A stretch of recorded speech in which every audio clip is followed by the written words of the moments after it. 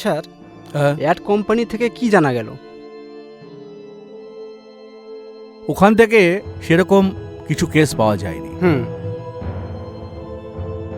Add agency বলল পিয়নের dress পরা একটা লোক এসে টাকা দিয়ে জমা দিয়ে চলে গেছে।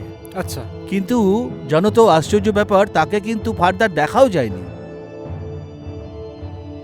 আর যে নাম্বারটা দিয়েছিল অ্যাডের, সেই নাম্বারটাও সুইচ অফ, আর ওটা উইদাউট ডকুমেন্ট সিম। আচ্ছা, তাই ওখান থেকে কোনো তথ্য পাওয়া সম্ভব না, বুঝলে? বুঝলাম।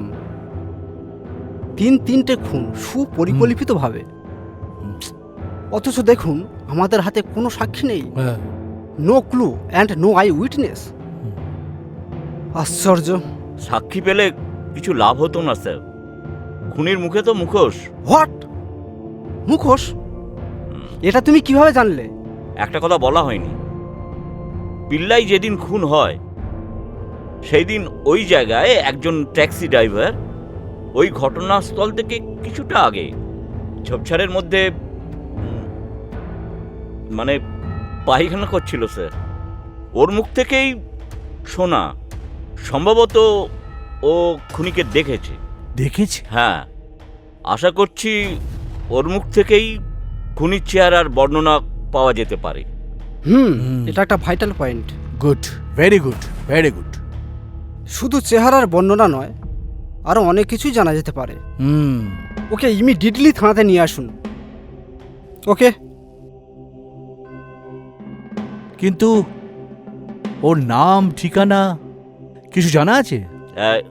স্যার, ওর নাম, বাড়ির ঠিকানা, ট্যাক্সি নাম্বার সব আমি নোট করে রেখেছি। সোজা বাড়ি থেকে তুলে নিয়ে আসবো। ও নিয়ে আপনি কিছু ভাববেন না sir. Very good, very good.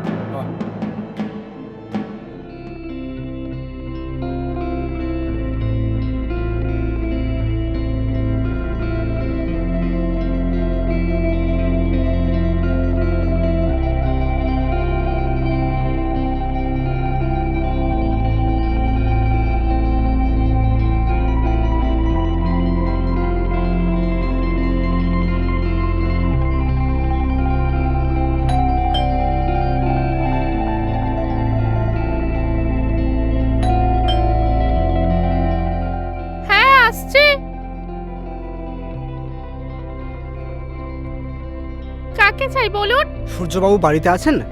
হ্যাঁ আছেন, আসুন।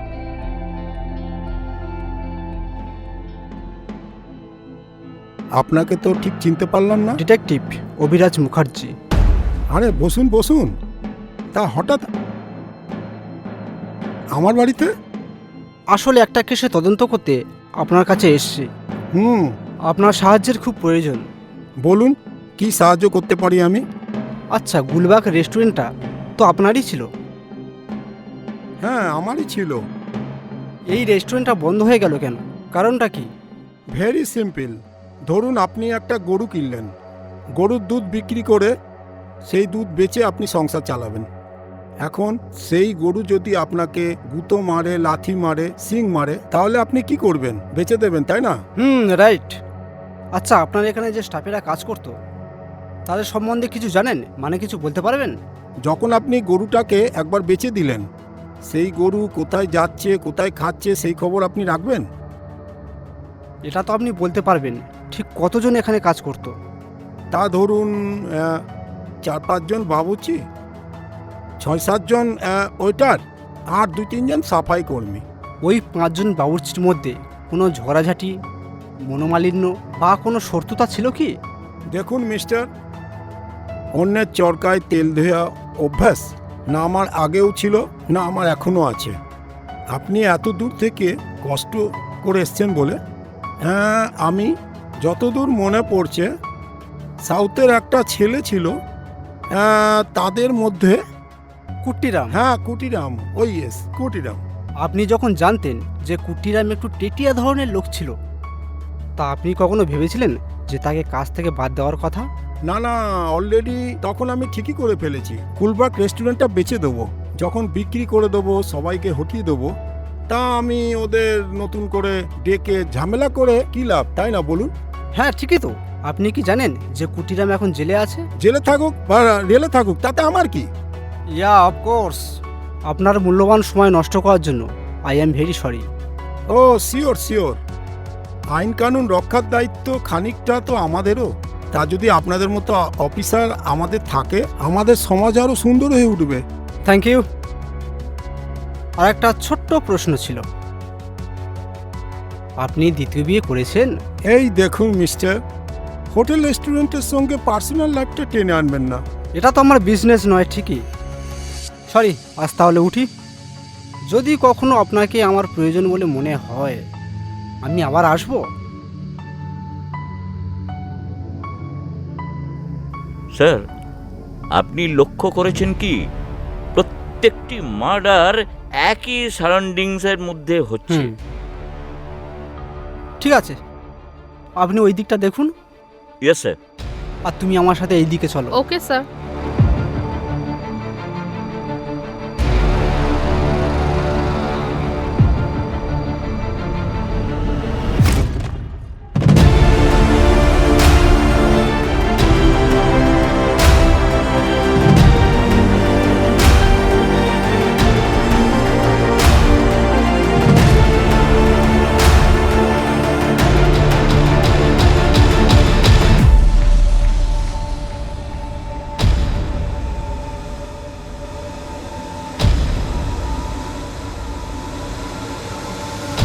এই দাঁড়াও, দাঁড়াও।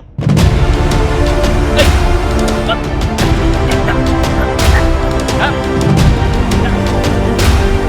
আচ্ছা, এই খুনগুলো কোনো ত্রিকোণ প্রেমের ফসল নয় তো?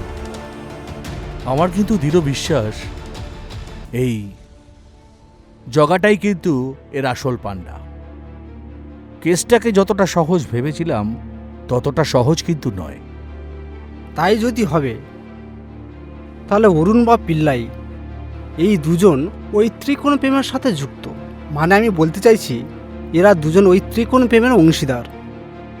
সেক্ষেত্রে তো খুন হওয়াটা স্বাভাবিক। বা প্রথমে যিনি খুন হয়েছে দেবেশ, তার সাথে ওই ত্রিকোণ প্রেমের কোনো সম্পর্ক নেই।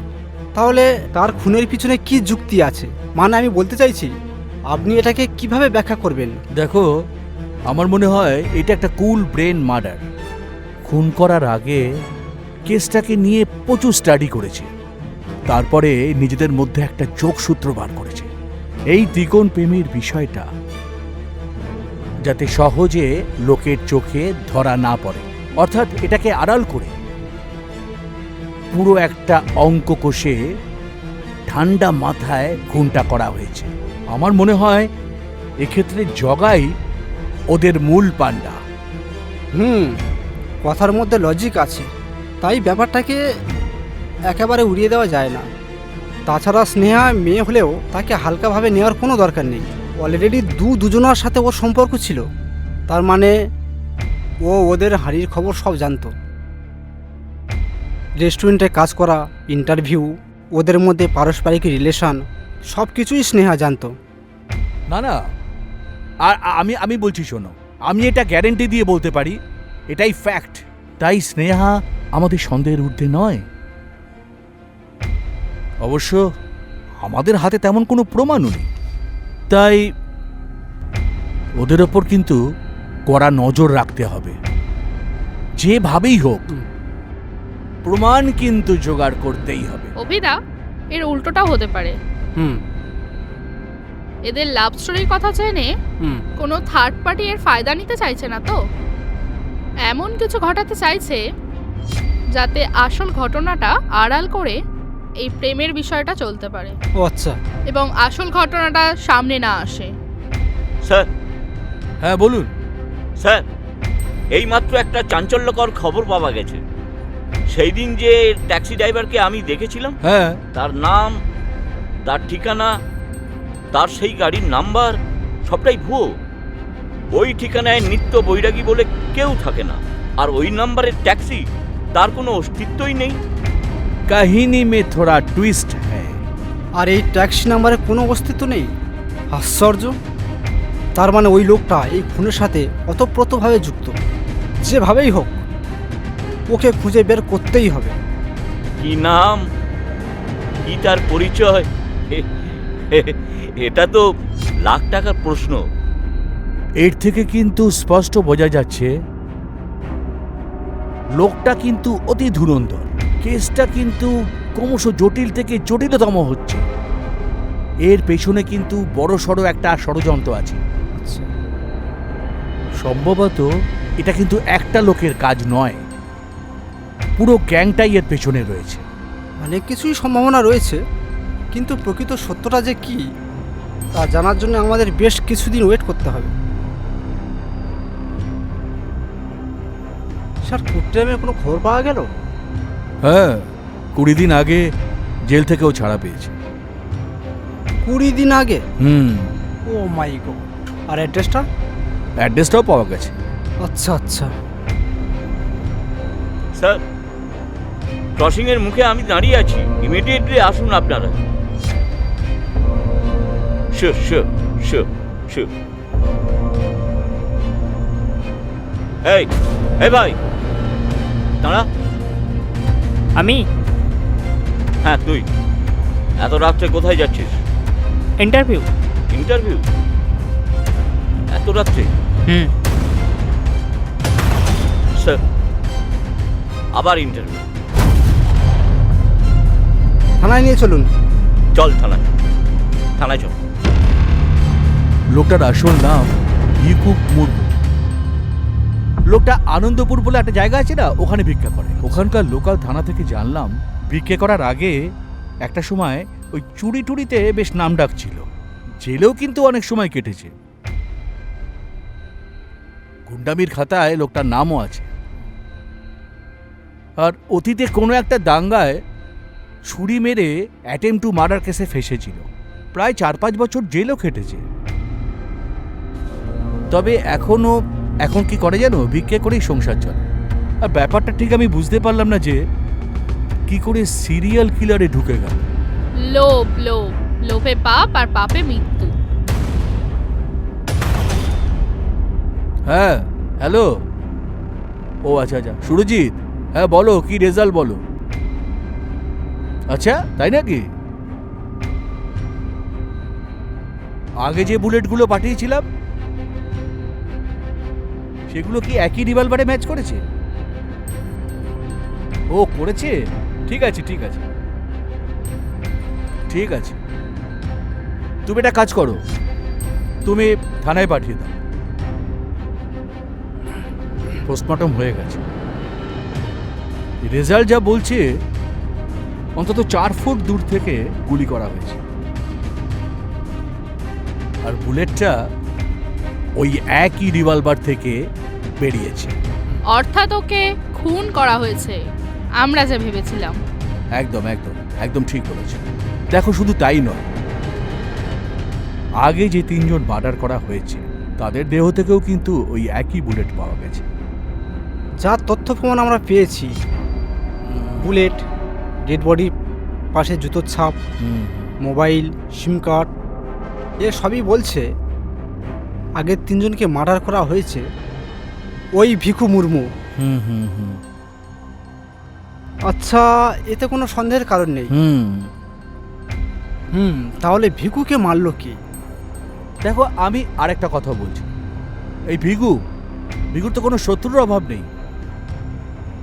3-3টে লোককে খুন করেছে। সুতরাং প্রতিহিংসাবশত কেউ ওকে খুন করতেই পারে, বা অন্য কিছুও তো হতে পারে। অভি, তোমার কি মনে হয়? আমি ভাবছি অন্য কথা। কি? ভিকু এই 3 জনকে খুন করলো কেন? কারণটা কি? মোটিভটাই বা কি? এটা কিন্তু খুঁজে বের করা সম্ভব নয়। আর